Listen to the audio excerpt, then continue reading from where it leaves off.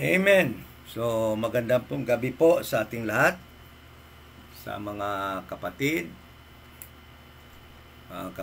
po dito sa Iloilo, kapatid sa Luzon, mga kapatid sa Mindanao at Visayas, magandang gabi po. Tulad din, magandang gabi din sa mga kapatid natin na sumusubaybay sa labas ng ating nation. At ngayong gabi ay magpapatuloy po tayo sa ating pag-aaral. Alam nyo, medyo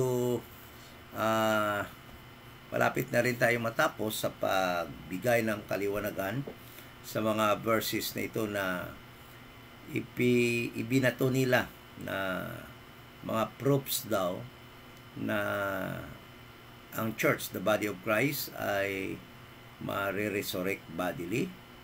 At yung mga verses na proofs daw na meron na mga umakyat doon sa heaven na mga members of the church, the body of Christ, na namatay na.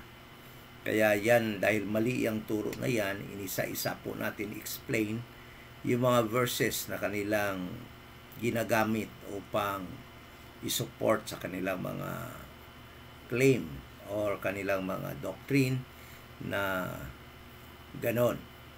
Kaya nga medyo natagalan tayo at gusto ko na rin talaga malipat sa ibang mga topics, ngunit gusto kong maliwanagan talaga ang bawat isa at upang maalis na yung mga doubts natin tungkol po sa soul sleep na natutulog po muna ang isang namatay na members of the church, the body of Christ, at naghihintay po ng ating corporate rapture.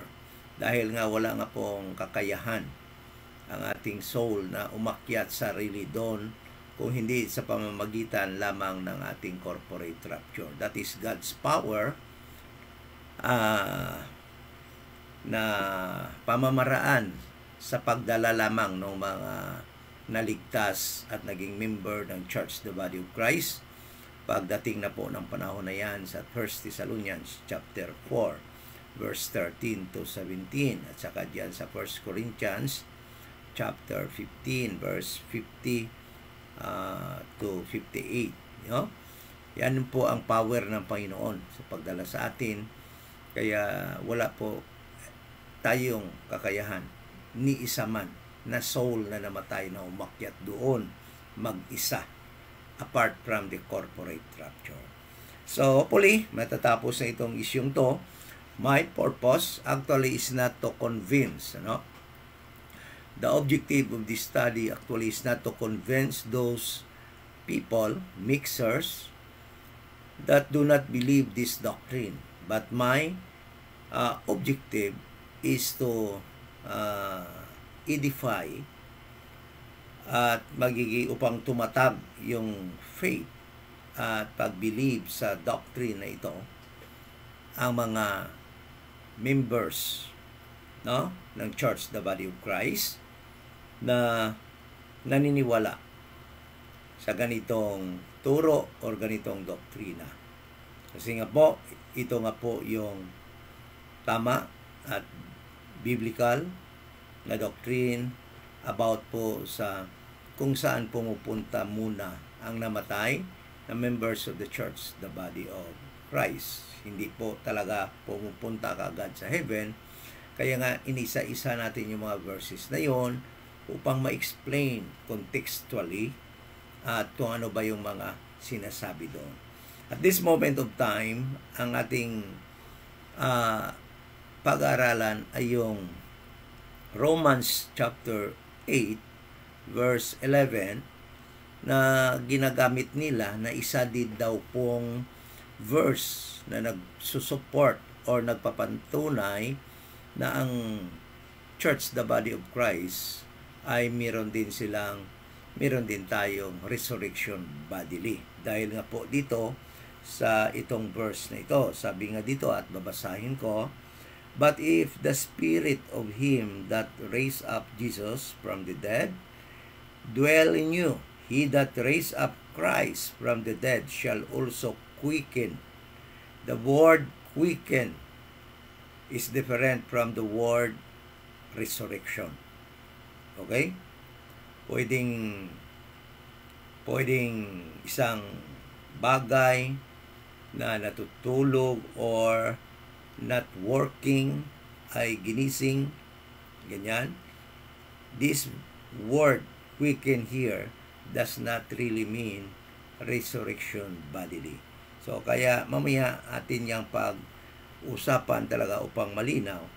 Ngunit yan yung ginagamit nila na isang verse na bodily resurrection daw yan. So titingnan po natin kung tama po ba sila sa kanilang pagkaintindi ng verse na ito.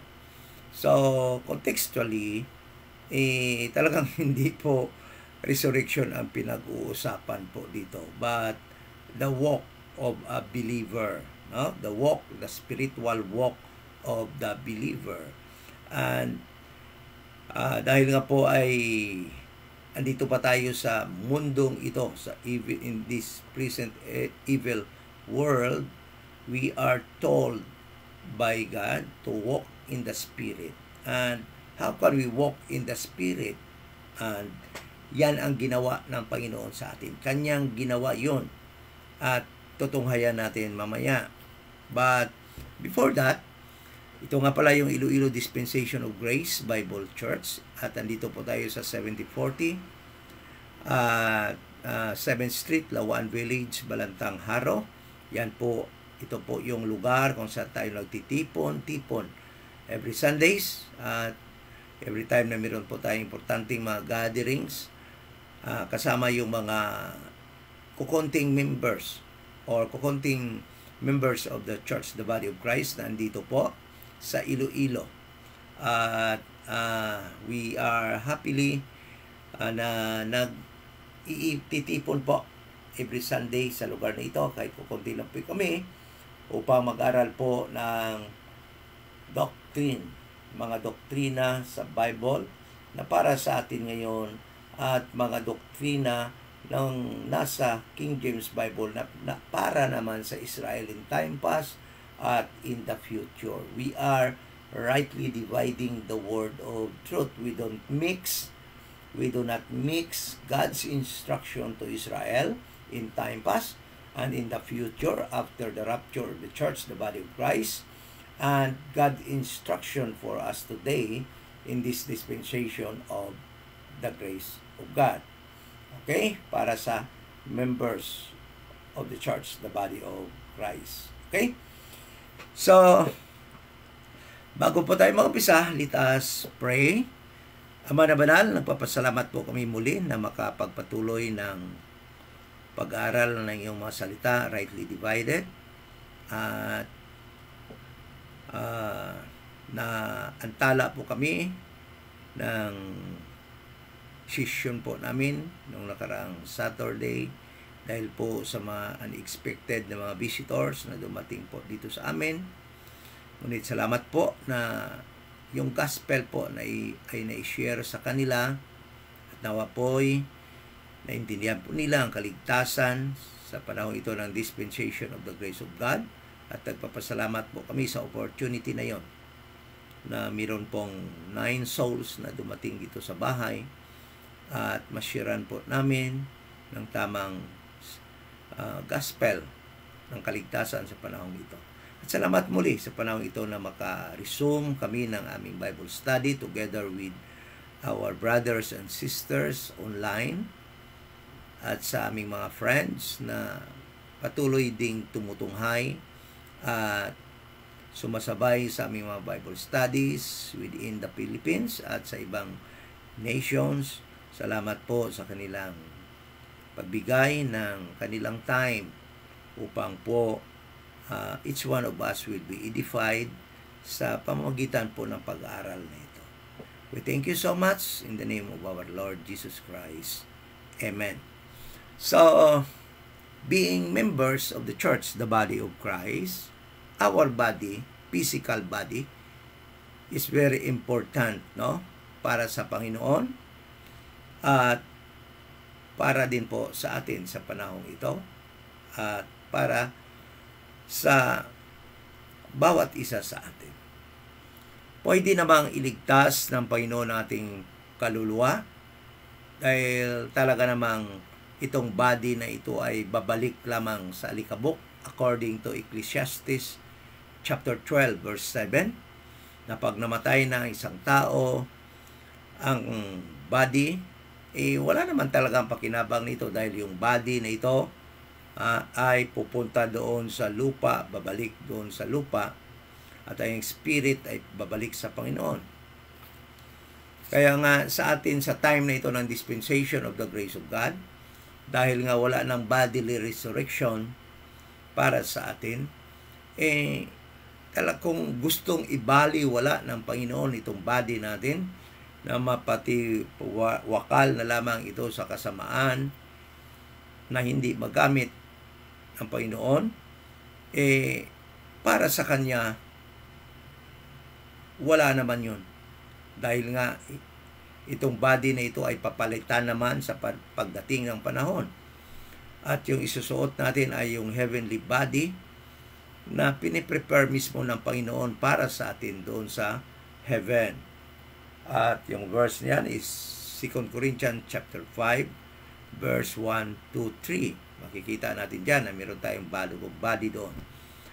Kaya lang, alam naman ng Panginoon na umpisa ng pagtatag ni Apostol Paul, through Apostol Paul, ng Church, the Body of Christ, ay tatagal pa ito dito sa mundo. Bakit? Dahil nga, kailangan na makumpleto yung numbers ng mga angels na papalitan natin doon sa heaven. At alam naman natin that there are third part of angels in the heaven rebelled against God. And those angels who rebelled against God will be thrown on this earth during the 7 years tribulation. And by the time we members of the church, the body of Christ, when the church, the body of Christ will be completed in number, kung tama na yung number na dapat dalhin ang Panginoon doon sa heaven upang pumalit doon sa third part of angels that rebelled against God, then I do believe that rapture, that is the time that God will take us from this earth up there in the heaven. Okay? Diyan na yung time. At dahil nga something happened after the death of Apostle Paul, after Apostle Paul's departing, something happened. And the growth of the church, the body of Christ, ay nagiging mabagal. Why? Let us read Acts chapter 20 verse 29. Acts 20:29. Acts 20:29. Sabi po dito, for I know this, that after my departing, after Apostle Paul's death or leaving of this world, sabi niya, departing, shall grievous wolves enter in among you, not sparing the flock. Also of your own selves shall men arise, speaking perverse things, to draw away disciples after them. So, ito yung sabi ni Apostle Paul, na after mamatay na siya or after his departing, grievous wolves shall enter into the flocks. At meron din mga tao na from within the body of Christ ay magsasalita at magdi-destroy ng mga turo ni Apostol Paul. Okay? At mag-destroy ng body of Christ, ng church. And because of that, the growth of the church, the body of Christ, was hampered during the time. Kaya nga, alam naman natin na yung peak, nung ando doon pa si Apostol Paul, yan yung peak ng sinasabi nating growth ng Church, the Body of Christ. Ang daming naliligtas at nadagdag sa body ni Christ na naging members. Ngunit nung mawala na si Apostol Paul, naging madalang. Kaya nga, alam naman natin, and that is the very reason why more than 2,000 years ago na ang nakaraan, hindi pa rin dumating yung rapture dahil nga madalang at kukunti ang naitagdag sa church, the body of Christ, because of Satan's working. Dahil nga sa mga ginagawa ni Satan na mga activity upang ma-delay talaga ang pagbuo, pag-complete ng number of the church, the body of Christ, so that the rapture will be delayed or will not come early. Dahil alam naman ni Satan na pag nakumpleto na yung church, the body of Christ, rapture will take place, and his time after the rapture, Satan knew very well that he has only 7 years to stay after the rapture. Kaya gawa talaga ng paraan si Satan na ma-hinder yung pagdami, pagkumplito ng church, the body of Christ. So, kaya ang nangyayari niyan, alam din niya ng Panginoon na yun ang gagawin ni Satan.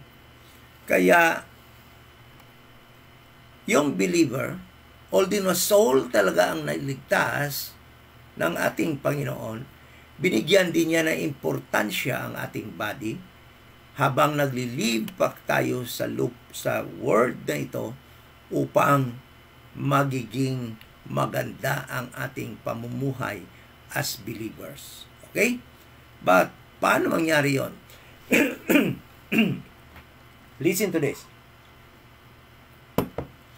Habang tayo ay naghihintay sa rapture, ang buhay po natin dito as believers ay kagaya din ng buhay nila ni Apostol Paul, na isa tayong spectacular or isa tayong church, the body of Christ, na habang buhay tayo sa mundong ito ay nagiging eye-catcher po tayo sa mundo. Pinapanood tayo ng mundo, pinapanood po tayo ng mga angel, pinapanood tayo ng mga tao. We, members of the church, the body of Christ.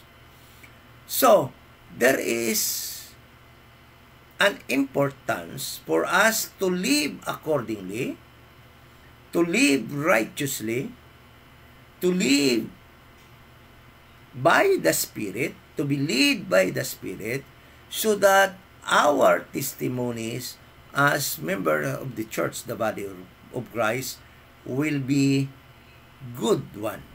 Okay? Kaya tingnan mo, basahin natin 1 Corinthians chapter 4. Tingnan mo kung ano ang tingin sa atin.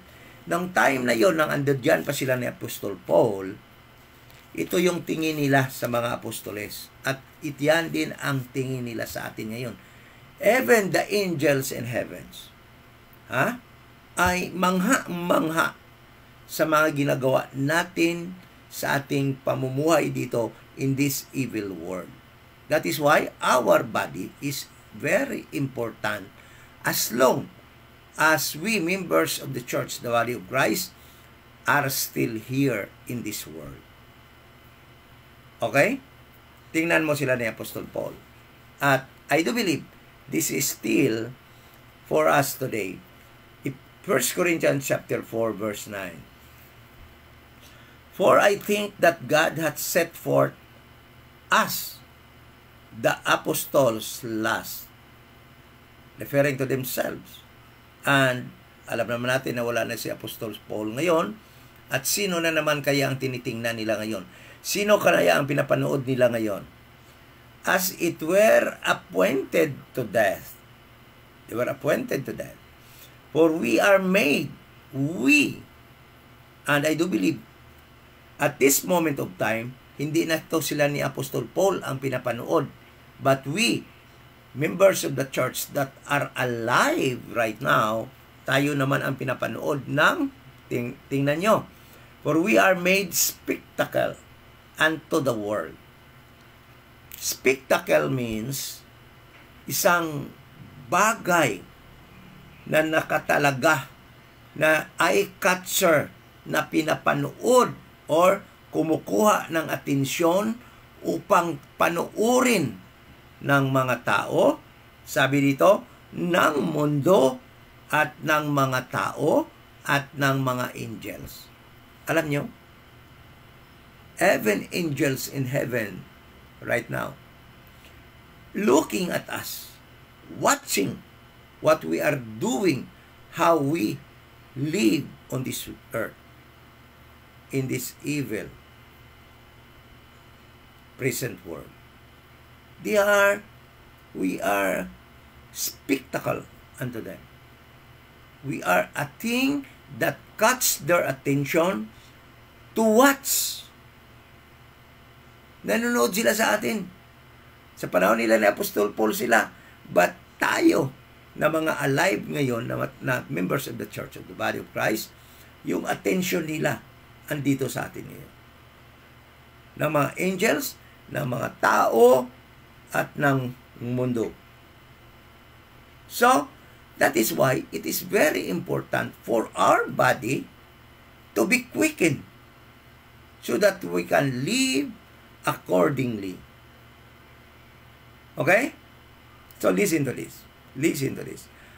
I will read some verses that we, members of the church, the body of Christ, should be or how we should live accordingly in this evil present world. Romans chapter 12 verse 1. Romans chapter 12 verse 1. According to this verse, we, members of the church, the body of Christ, should do this. Dapat natin ito gawin. Sabi dito, I beseech you therefore, brethren, by the mercies of God, that ye present your bodies. Anong pinapapresent sa atin? Our bodies. Okay? A living sacrifice, holy, acceptable unto God, which is your reasonable service. And be not conformed to this world, but be ye transformed by the renewing of your mind, that ye may be proved what is that good and acceptable and perfect will of God. It mentions our body. That we should present our body acceptable unto God. The question is, if your body, noong hindi ka pa save, yung body ba yun is acceptable unto God? Hindi. Dahil nga, yung body na yun is dead to sin. Patay yun dahil sa kasalanan. Okay? How can we present our body na magiging acceptable unto God if we have that old body that was dead to sin or dead because of sin? Okay? Ito pa. Philippians 3:20. Philippians 3:20. Ito yung mga dapat nating gawin na pamumuhay after we got saved. Philippians 3:20. Sabi niya dyan, for our conversation is in heaven. Let us start verse 16. Nevertheless, whereto we have already attained, let us walk by the same rule, let us let us mind the same thing. Brethren, be followers together of me, and mark them which walk so, as ye have us for an ensample. Then question, how can you walk your walk? How can we walk like Paul and those people that walk accordingly with Paul if we have a dead body? Kung meron tayong dead body. Okay? Then, in verse 20 it says, for our conversation is in heaven. Some will give this word conversation a meaning of heavenly citizen, which is true. We are heavenly people of God. Our citizenship is of heaven. But this verse actually does not refer our citizenship. It refers to our walk, which is heavenly walk. Conversation here does not mean citizenship.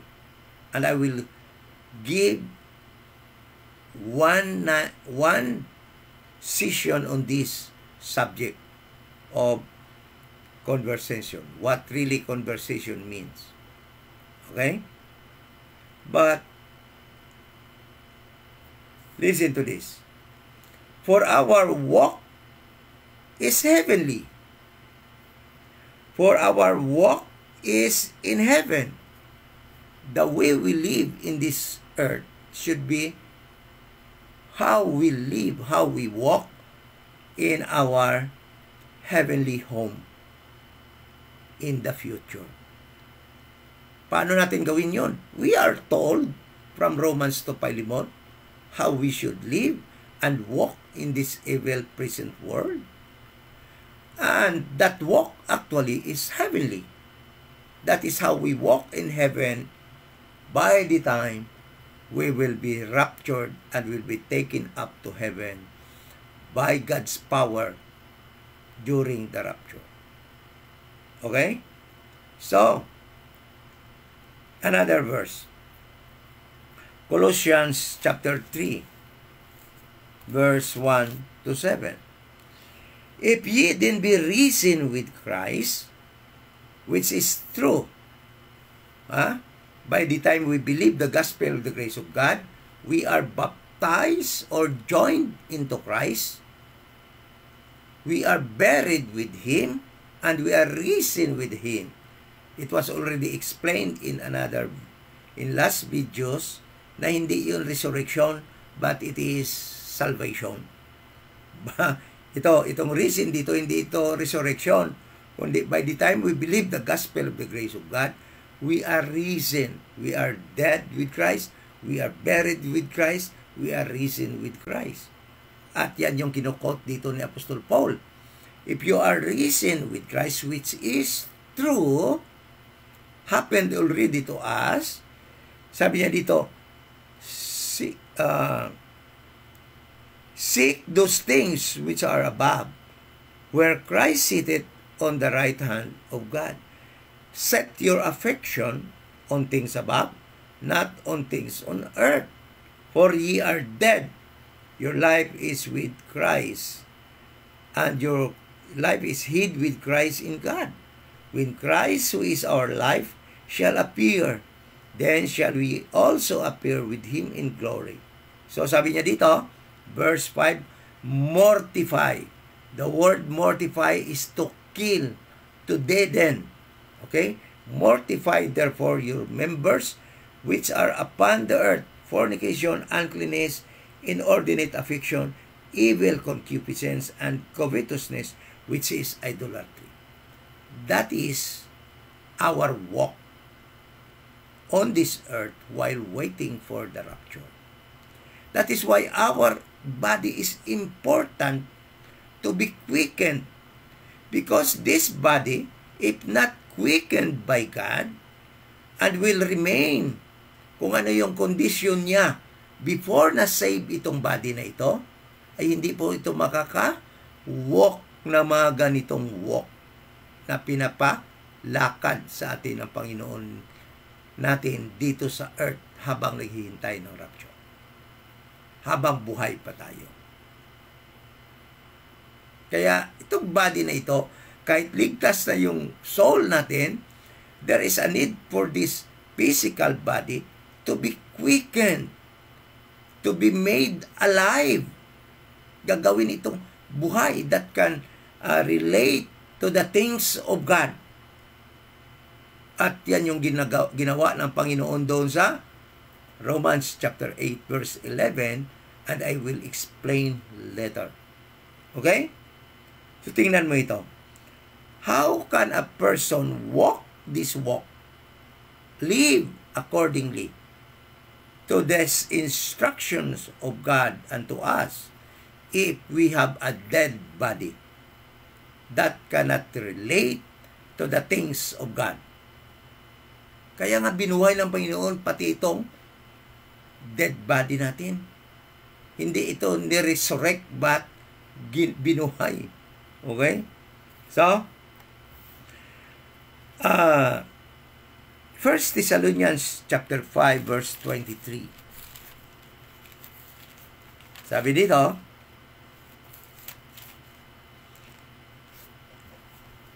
and the very God of peace sanctify you wholly, and I pray God your whole spirit and soul, okay? Pwede na sana kahit sa akin, kahit huwag na yung body, kahit pariwara na yan, yung body na yan. Kasi hindi naman niya dadalhin sa langit eh. Papalitan lang naman yan. But, yung reason kaya nga pati yung body, sabi dito, should be sanctified, holy, blameless, unto the coming of the Lord Jesus Christ, because we are still here on this earth. While we are still on this earth, there is a need for our soul to be sanctified, for our spirit, and for our body. Because the angels in heaven are looking at us, being amazed what we are doing as members of the church, the body of Christ. And the world itself ay nanonood sa atin, sa ating mga galaw dito sa mundong ito, and all the men of this world. Nakikita tayo kung paano tayo mamumuhay. Kaya there is a need to sanctify, no? Sabi dito, and the God of peace, and the very God of peace sanctify you wholly. And I pray, God, your whole spirit and soul. And Paul includes the body. And I told you that the reason because we are still on this earth. Okay? So, 1 Corinthians 1:2. 1 Corinthians chapter 1, verse 12. Sabi dito, now this I say, that every one of you say it, I am Paul. No, iba yata ito. Ephesians 4:22. Ephesians 4:22. Sorry. Ephesians 4:22. Sabi dito, that ye put off concerning the former conversation, the old man, which is corrupt according to the deceitful lust. Sabi dito. So, we should put off the old man. How can we do that? God weaken our body. Okay? So, Philippians 1:27. Philippians 1:27. Sabi dito, only let your conversation, way of life, our walk, yan yung conversation, tingnan mo. Conversation is not citizenship. Only let your conversation be as it becometh the gospel of Christ. Hindi naman yan sinasabi na only let your citizenship be as becometh the gospel of Christ. But it means that only let your way of life, okay, your walk of life, be as it becometh the gospel of Christ, that whether I come and see you, or raise be, or else be absent, I may hear of your affairs. I may hear of your affairs, that ye stand fast in one spirit, with one mind, striving together for the faith of the gospel. How? You know, this is very hard to do. This kind of walk. That our walk, our lifestyle, our way of life should become the gospel of Christ. Napakahirap yan. If we have a dead body that cannot relate, hindi makasunod sa mga dapat ipagawa sa atin ng Panginoon. Okay? So, 1 Timothy 4:12, then matatapos na tayo. 1 Timothy 4:12. Let no man despise the youth, be thou example of the believers, in word, in conversation. Tingnan mo yung conversation dito, ha? Hindi ito nagsasabing citizenship. In all, lahat ng hanapin mo, lahat ng conversation dito sa Bible, that doesn't mean citizenship. But it always speaks of our way of life, our walk as believers in this earth. Okay? In charity, in spirit, in faith, in purity. How can we walk this kind of walk if we have that old man? If we have dead body? We cannot. That is why there is a need for this dead body to be quickened by God, not to be resurrected, kasi hindi pa naman tayo namamatay, hindi pa naman. Alam mo, ito mga verses na ito refers as long as you are still alive. You should do this as long as you are still alive as a believer. Hindi ito nagre-refer na gawin mo ito pag namatay ka na or pagkatapos mo namatay. No. It speaks of how you live your life as member of the church, the body of Christ, as long as you are alive on this earth. Okay? So how can we do that? How can we walk this walk? How can we live a life like this if we have a dead body that cannot relate, cannot understand, cannot follow these instructions of God, how to live? So there is a need for us to be quickened, this body, because this walk includes our spirit, our soul, and our body. And we know that this soul is dead, this body is dead before we are saved of the gospel of the grace of God. And that spirit is dormant in us by the time na hindi pa tayo ligtas. The spirit is dormant, cannot influence the soul and the body. The soul is dead because of sin, and the body is dead because of sin. Here is our condition as described by Paul before we got saved. Ephesians chapter 2. Ephesians chapter 2. Verse 1.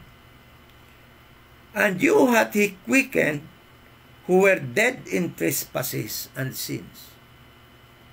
So, before we got saved, we are dead. Not only spiritually, but our soul is dead. Our spirit is dormant. And our body, physical body, is dead. Listen to this. Verse 2. And because that was our condition before we got saved, paano tayo mag-walk? Paano ang ating buhay? Paano ang walk na isang tao na hindi pa saved? Verse 2. Wherein in time past, ye walk according to the course of this world. Okay? Kita mo na? Paano yung walk natin before we got saved? Before ng panahon na yun na ang ating body is dead, our soul is dead, our spirit is dormant.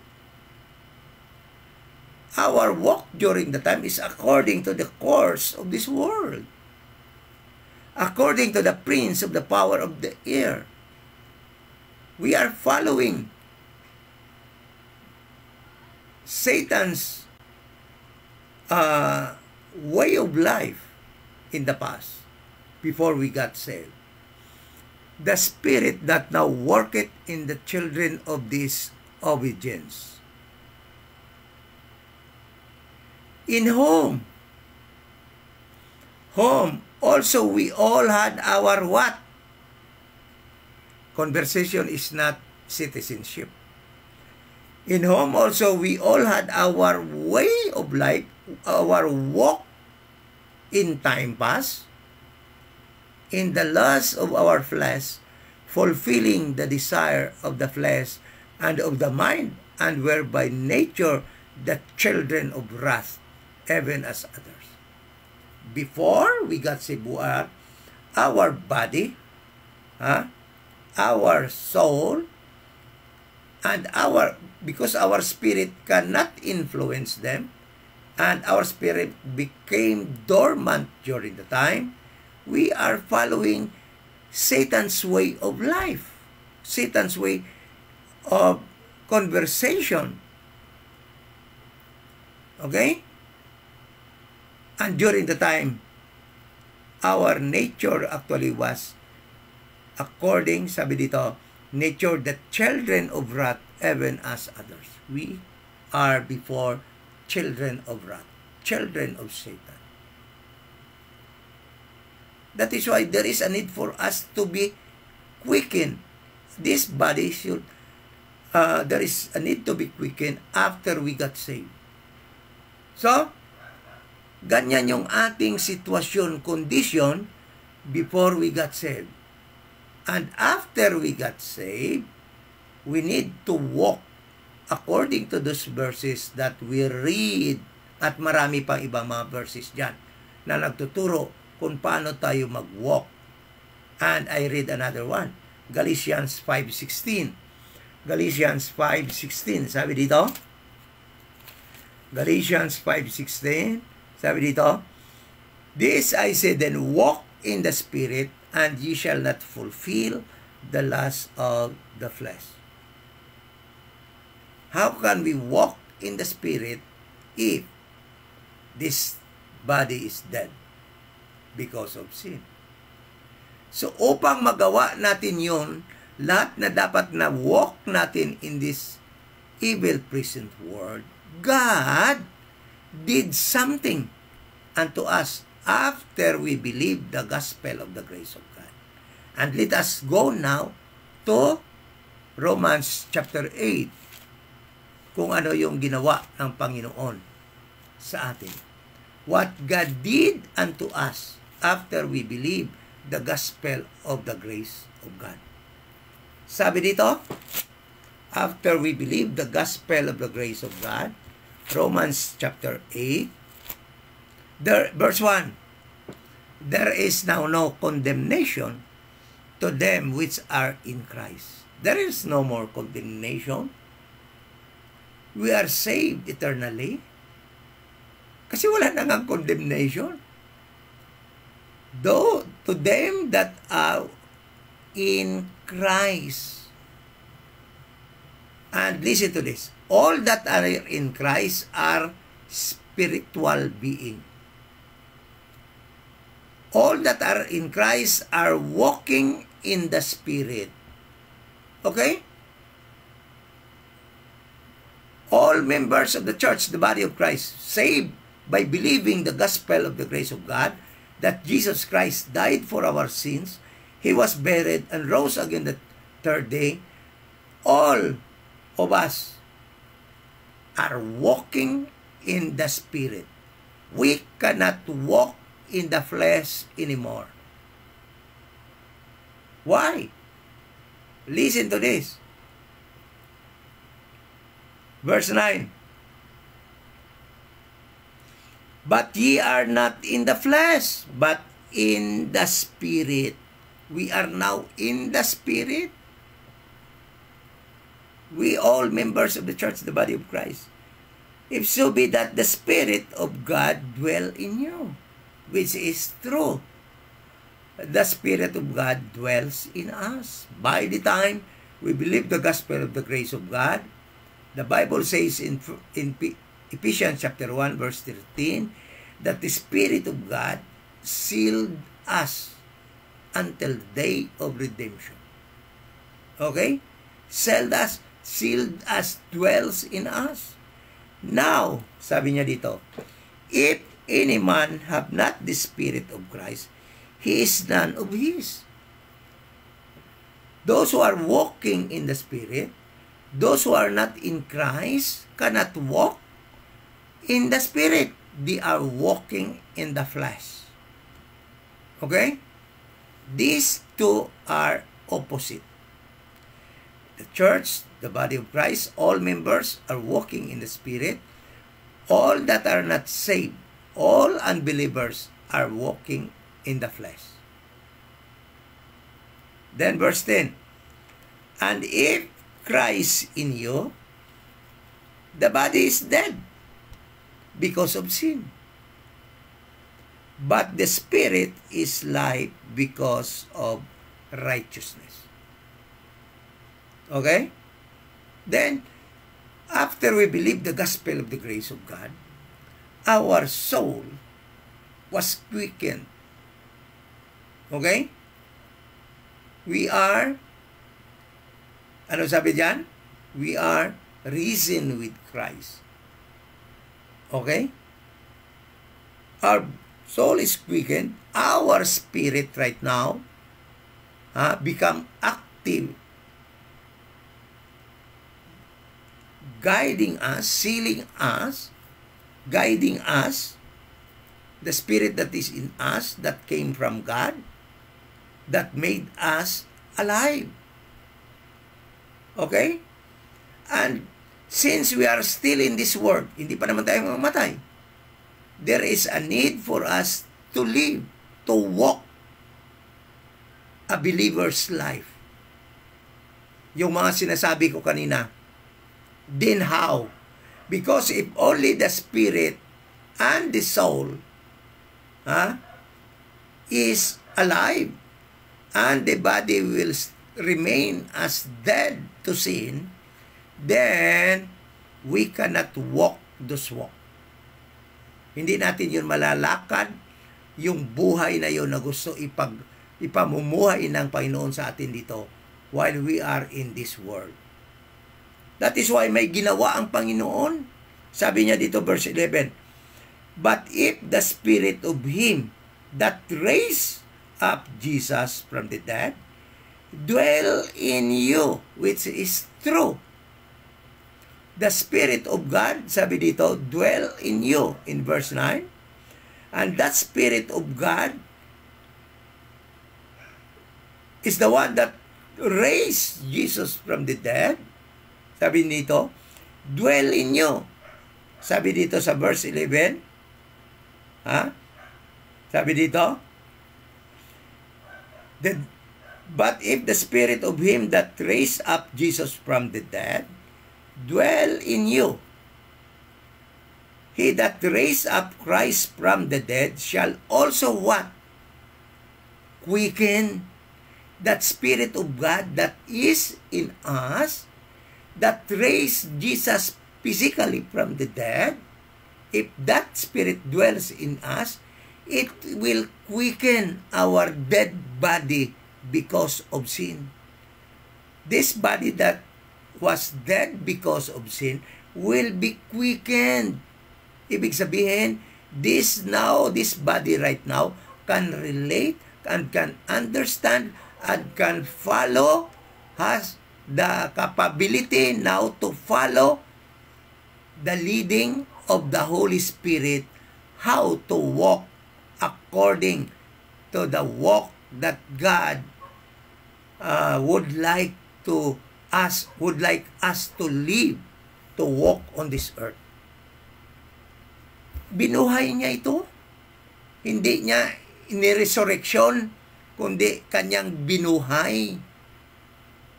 Okay? Hindi niya ni-resurrect, hindi pa naman ito nailibing. Dead lang ito. Spiritually din ang body na ito, na hindi makasunod sa mga gusto ipagawa. Paano tayo mamuhay sa panahong ito? Dahil nga did to sin, because of sin, kaya nga binuhay niya, kagaya din ng spirit natin, na dormant, nagiging active. Okay? Ginawa niyang active, ang nagiging active, at nagli-lead na sa atin ngayon.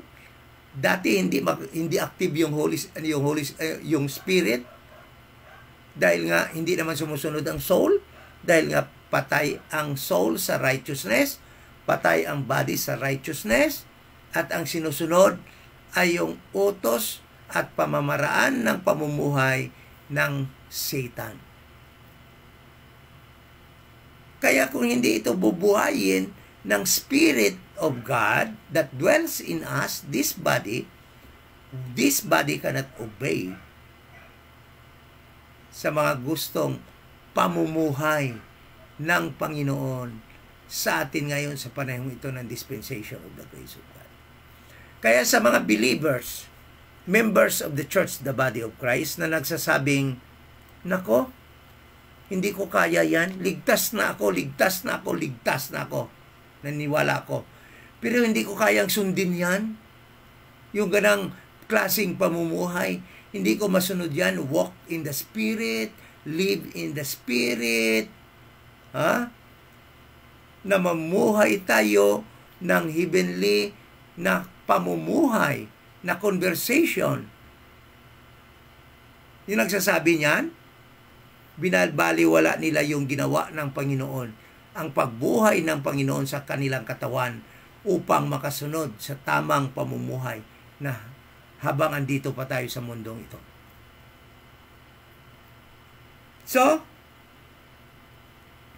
verse 11 of chapter 8, Romans chapter 8, hindi ito nagsasalita. This does not say that God resurrected us bodily, but He quickened this dormant body that cannot relate, cannot understand the things of God because formerly it was dead to sin.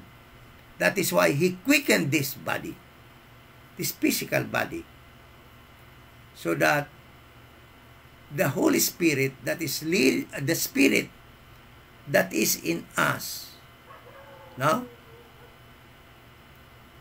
The Holy Spirit that is in us ay maka-obey itong body na ito dahil nga buhay na siya. Naintindihan na niya ang dapat niyang gawin. Naintindihan na niya ang leading ng Holy Spirit that is in us. Kasi kung patay pa rin ito, kahit anong pokpok ng Holy Spirit or ng Spirit na naging dormant sa atin noon, ay hindi gagalaw tong body na to according to God's will. according to God's instruction, how to live, how our conversation, way of life in this world should be. Dahil patay. That is why God quickened this body. But yung quicken dito ay hindi resurrection galing sa patay. Hindi pa naman tayo namatay. After we believe the gospel of the grace of God, hindi pa tayo namatay. This verse happened. Romans chapter 8 verse 11 happened in us after we believe the gospel. Romans chapter 8 verse 11 did not happen to us after we resurrected from the dead physically. It happened to us after we believed the gospel of the grace of God. So, ibig sabihin, yung patay natin na body na hindi makakaintindi ng mga instruction ng Panginoon dahil nga patay nga sa sala, binuhay ng Panginoon after we believe the gospel of the grace of God, so that Romans chapter 12 will be easy for us to do. Ano yon?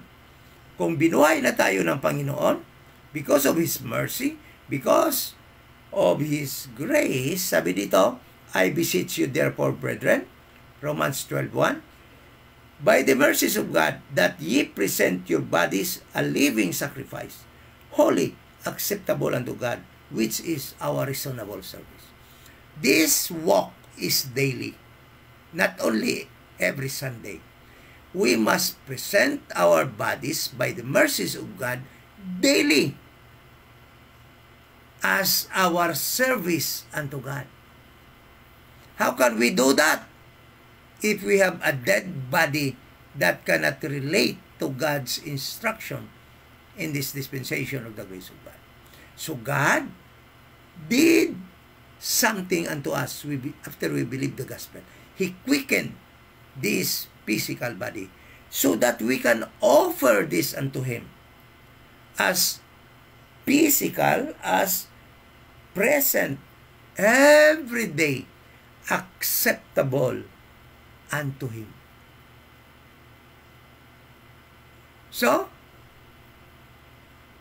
paano pa natin magawa yung Philippians chapter 3:20? Our conversation is in heaven kung patay yung body natin. Paano natin magawa yung Colossians chapter 3 verse 1:17 kung hindi binuhay ng Panginoon yung body natin? Ngunit, alam nyo,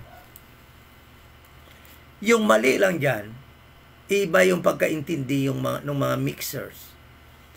Yung paggamit, alam mo, kung titingnan mo lang, hindi naman parang nakakatawa. In their effort to debunk and to destroy soul sleep and no bodily resurrection for the body of Christ, they resorted in showing verses, claiming verses, inappropriate verses na gamitin dahil meron lang quicken, resurrection na. Tingnan nyo nga maputi, intindihin nyo nga contextually, if that Romans chapter, it speaks about resurrection, bodily, no. It speaks of our benefit after we believe the gospel of the grace of God, and it speaks of our walk being quickened by God, spiritually, and bodily. Hindi yan resurrection. Walang, nakakatawa eh. Walang resurrection dyan bodily sa Romans chapter 8.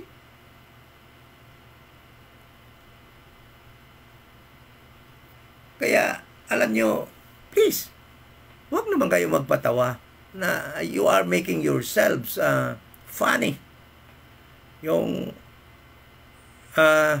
because of your effort to debunk, I will tell you, the undebunkable doctrine of soul sleep. It cannot be debunked. You cannot find any instruction written by Paul that the soul in this dispensation of the grace of God of dead members of the church, the body of Christ, is conscious. Sabi ni Paul, sleeping. And that is present tense. Patuloy na natutulog.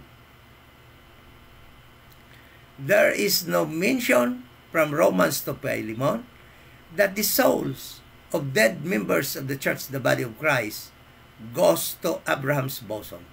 No. There's no such verse, single verse, from Romans to Philemon. There's no single verse from Romans to Philemon that we, members of the church, the body of Christ, will be resurrected bodily. All those verses that you laid down to support your claim been already discussed by yours truly through KJV Bible na hindi tama yung pagkaintindi at mali yon contextually yung kanilang pagkaintindi. Yung captive nga lang eh. Sabi nila, yung Abraham's bosom daw, dinala na doon. Nako naman. Mali-mali na yon. 2 Corinthians 5:8, to be absent from the body is to be present with the Lord. Maling-maling pagkaintindi. So, hopefully, no, because I would like to end this topic already. If you still have verses that you believe supports the claim or the belief that the church, the body of Christ, will be resurrected bodily, write in a comment section, because so that we can continue this study. Dahil gusto ko nang i-end ito.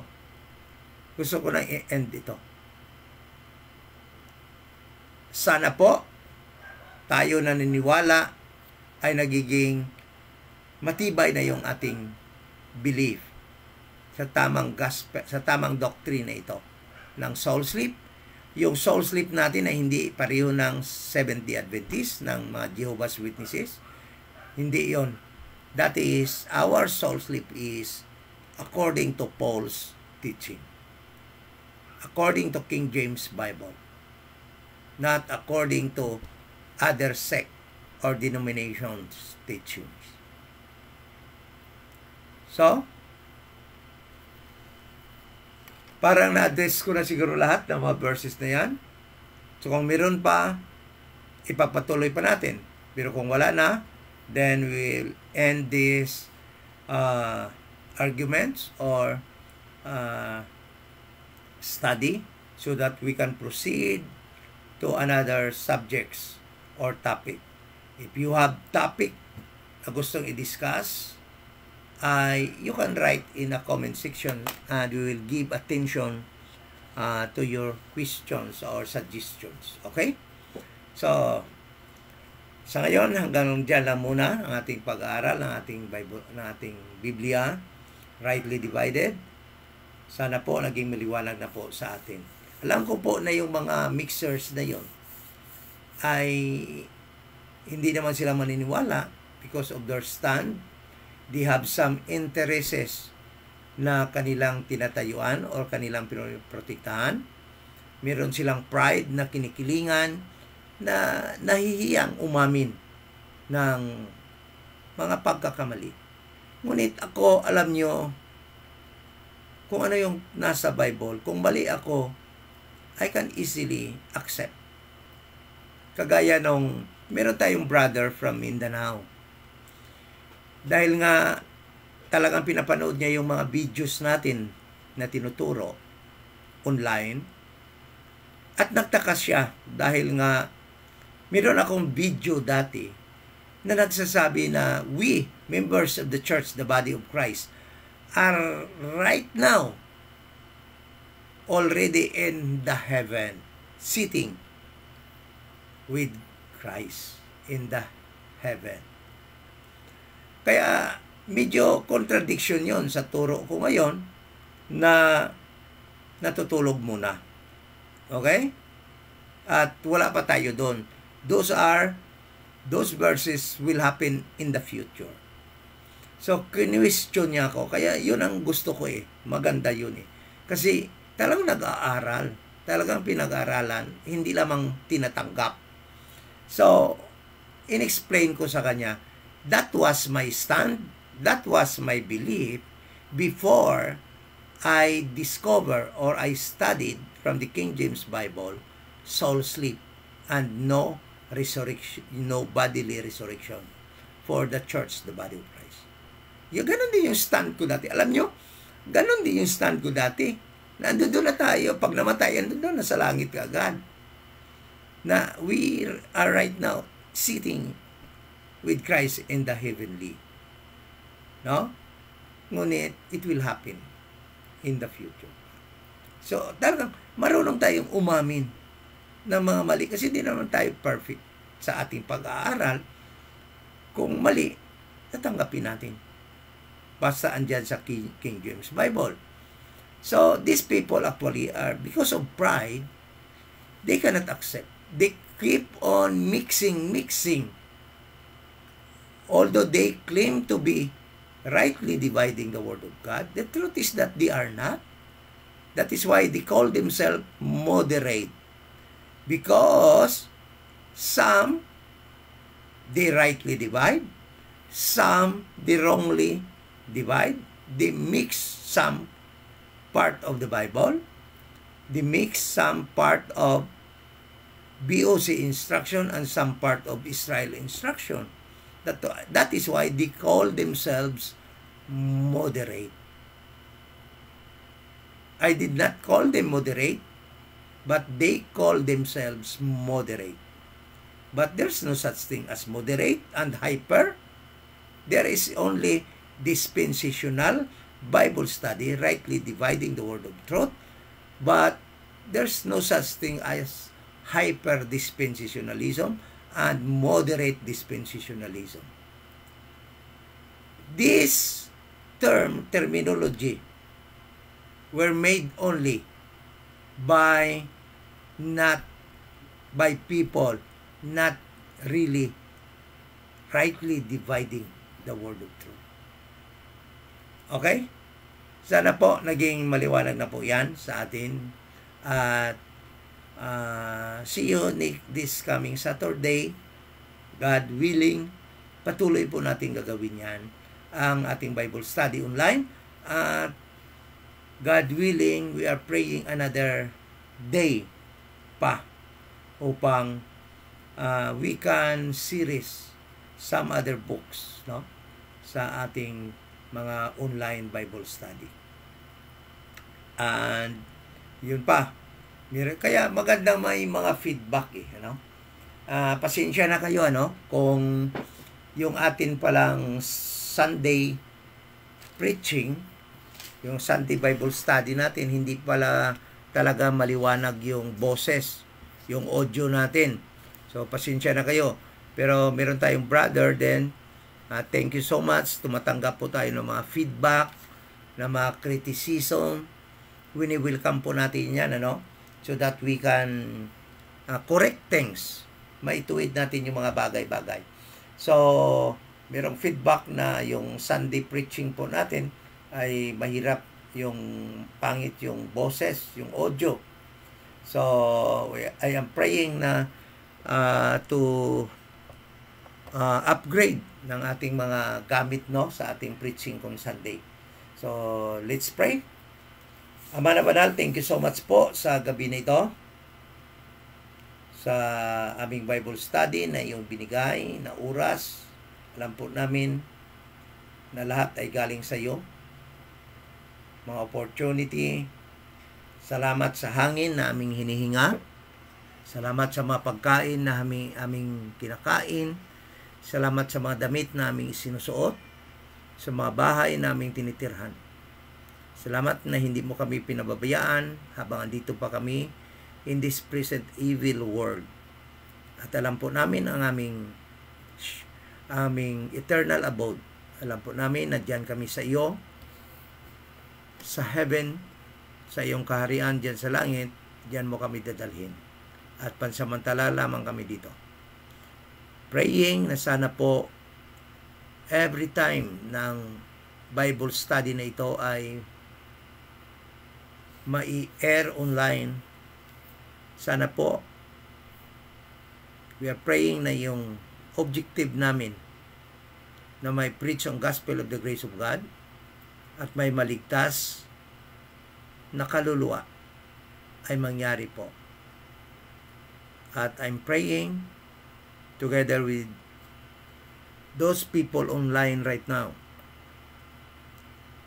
na kung sino man ang hindi pa nakabelieve sa gospel of the grace of God at kung sino pa ang hindi pa ligtas na nanonood ngayon, simple lamang ang maligtas sa panahon ito ng dispensation of the grace of God.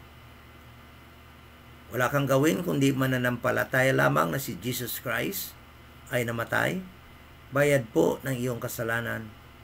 Siya ay inilibing at nabuhay muli sa ikatlong araw upang ikaw ay bigyan. Tayo lahat na nag-believe sa gospel na yan, sa ginawa ni Kristo doon sa cross at Calvary, ay bigyan ng buhay na walang hanggan. Kung ang turo ng iyong denomination kung saan ka members ay hindi ganun na gospel ng kaligtasan, napakadelikado po. Kaya habang may time pa, manampalataya lang po na si Jesus Christ ay namatay, bayad ng iyong kasalanan, inilibing at nabuhay muli sa tatlong araw. Sana po ang Bible study na ito ay magiging tulong din po upang kami lahat ng mga members of the church, the body of Christ, na makarinig po nito, nagjo-join po sa pag-aaral na ito, ay ma-edify at magiging matatag po sa mga pinanghahawakan naming turo mula sa Romans to Philemon. At maiwasan po namin i-mix yung mga turo nyo po doon sa Israel in time past and in the future, upang kami po ay tumibay sa aming pananampalataya. Thank you so much sa mga bagay nito. We pray in Jesus' name. Amen.